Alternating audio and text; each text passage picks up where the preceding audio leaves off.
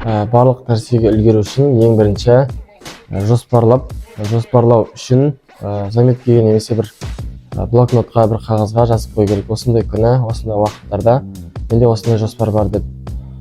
Және де енді кейде бір болып қалатын кездер болады. Шұғыл түрде сол кезде қайсысы маңыздырақ, қайсысын қазір жасау керек деген сұрақты өзіңізге қойып, сол ең бірінші маңыздысын орындап, содан кейінгісін орындау керек. Мен мына жерде жоспар құрылғаннан кейін жауапкершіліксіздік танытпай ескерту керек. Ең бірінші сол ығыстырылып жатқан жоспарыңыздың ескертіп, ең маңыздысын бірінші орындап, содан кейін барып реттілікпен жасау керек деп ойлаймын.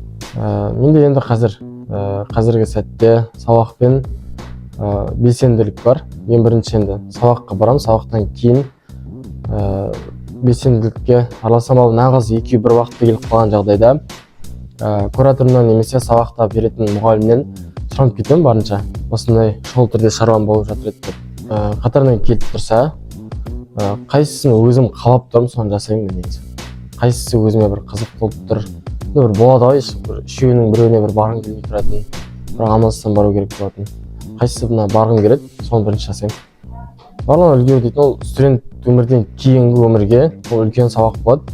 Универ бітіргеннен кейін де біз өмір сүреміз, одан кейін де өмір бар. Соған бізде дағдарыс болады. Ол дегеніміз осы университет кезінде, сабақ кезінде осындай бастан өткеріп, ол әрмен қарай біздің өмірімізге сабақ болып, опыт болады дейді ғой, тәжірибе болады. Содан кейін бірінші курстарға сол айтатыным, ең бірінші сабақ, содан кейін барып белсенділікке араласу болады.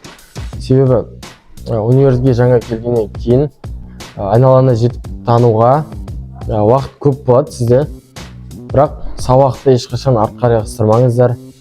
Белсенділік ол сіздерді күтеді, ал сабақ сіздерді күтпейді.